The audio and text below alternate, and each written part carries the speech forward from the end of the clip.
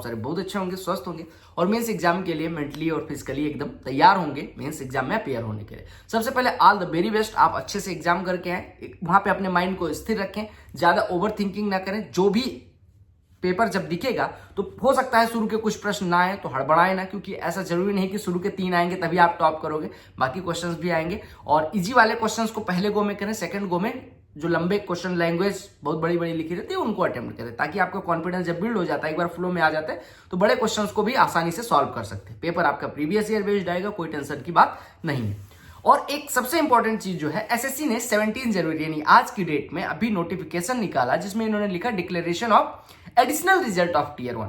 इसमें point number 3 पे अगर आप गौर करेंगे तो इसमें इन्होंने लिखा है कि कैट का एक ऑर्डर निकला 16 जनवरी और 17 जनवरी से, जिसमें 525 कैंडिडेट को प्रोविजनली एक्सेप्ट कर लिया गया है मेंस में, यानी 20 जनवरी को जो मेंस होना है उसमें अपियर होने के लिए।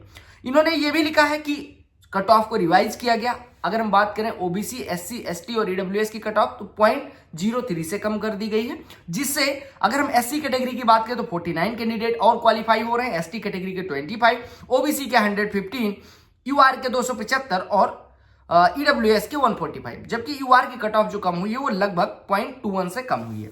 ठीक है, तो टोटल 609 कैंडिडेट, आपको लिस्ट भी एसएससी ने जारी कर दी, उस लिस्ट में अगर आपका नाम है तो बहुत बहुत बधाई, आप मेंस देने के लिए एलिजिबल हो गए हैं। आप मेंस देने जाएं और फोड़ के आए, ऐसा कुछ नहीं, आपने तैयारी तो करी ही होगी कि आप मतलब मेंस के लिए नहीं लेकिन पढ़ते तो रहे ही होंगे। अब जिन्होंने नहीं पढ़ा उनका नुकसान है, बट जो लोग कंटिन्यू पढ़ते रहे वो मेंस में अपियर होने का मौका मिल रहा है। और इसमें से मैं नहीं कह रहा कि सारे मेंस निकाल लेंगे, बट बहुत सारे लोग यहाँ से मेंस निकाल कर नौकरी भी ले सकते हैं। तो आपको कॉन्फिडेंट रहना, अगर ईश्वर ने, एसएससी ने आपको मौका दिया है और जो टीचर्स का प्रयास रहा है उनकी वजह से जो कोर्ट केस जो भी हुआ और जो आउटकम आया उसका उन सबके शुक्रगुजार होते हुए आप अपने माइंड को स्थिर रख के वहां अगर एग्जाम देंगे अच्छा कर पाएंगे। कोई टेंशन की बात नहीं कि आपका आज हुआ कल हुआ, आप अपना बेस्ट दें, बाकी जो होना है वो भगवान के हाथों में है। ठीक है, इन्होंने पॉइंट नंबर 5 में मेंशन किया, accordingly 609 additional candidates who have met the above requisite cut off have been shortlisted to appear in tier 2 exam.